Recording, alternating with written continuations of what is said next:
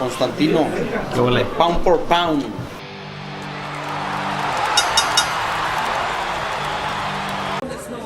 We're here with Tommy TNT Fury. First and foremost, how'd you get that nickname TNT? By knocking people the fuck out. No, just something that, you know, come out with once, and it stuck really, and couldn't be bothered changing it, to be honest, and that's the long story short of it, so I just stuck with it. Tommy, you're 5-0. Yeah. How does it feel that you can be in one of the biggest fights in boxing today against Jake Paul? Where did this all come from?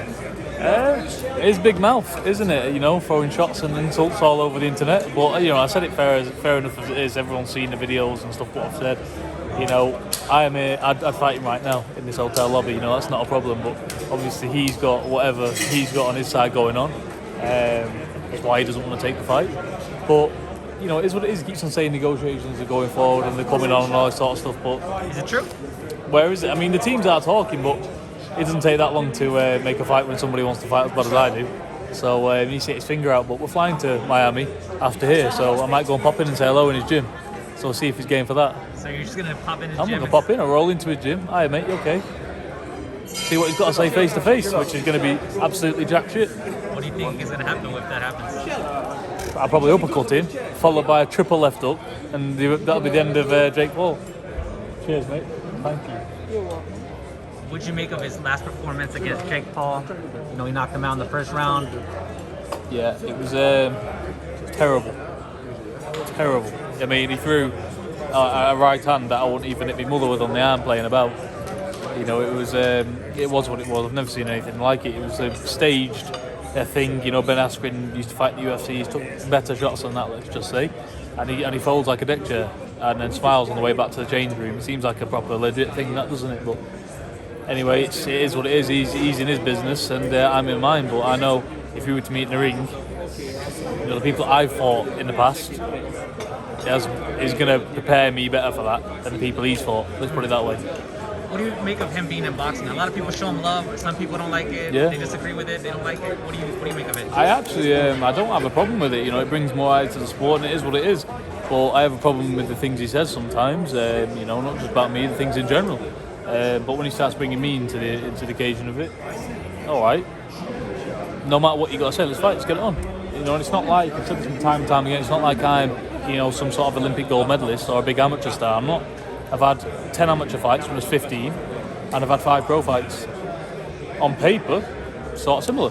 But, you know, he don't want to take the fight because if he knows he fights me, Jake Paul wants to fight people who he knows he can beat, like 100%. I'll put everything I've got on it, he knows he can beat. But when he fights someone who's even got an 80-20% chance of beating him, he don't want to fight.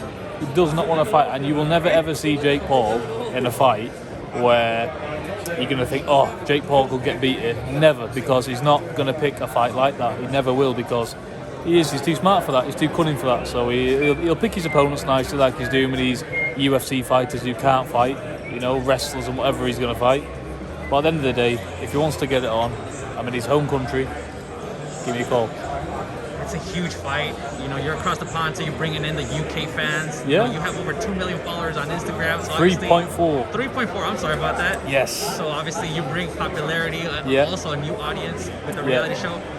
What do you think happens if you two step in the ring? I just wanted to touch on the 3.4 thing because Jake Paul seems to think that before he mentioned me, I never had a following or never was a big name or nothing.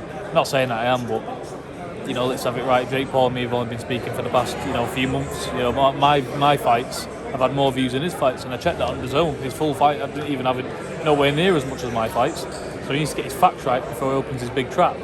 And if we get in the ring, Jake Paul's going to sleep in the first, 30 seconds because he can't fight. I wouldn't even try and make it a boxing fight. I'd get my hands up, I'd walk it straight to him and unload a lot of shots, and he can't take it. You know why? Because he's a woman, he's not even a fighter.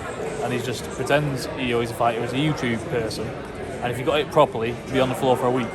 So, you know, it is what it is. Jake Paul, grow a pair of balls, mate. All right, any last message to your fans, to him? Yeah, you know, to everyone supporting me out in America, thank you very, very much. Much love to all you guys. Keep supporting, and hopefully we can get this fight off. And, you know, let's get cracking with it. So hopefully it comes off. But to everybody, God bless and take it easy. Constantino Garcia here for Little Giant Boxing. Make sure you guys subscribe and follow me on social media at Constantino Garcia.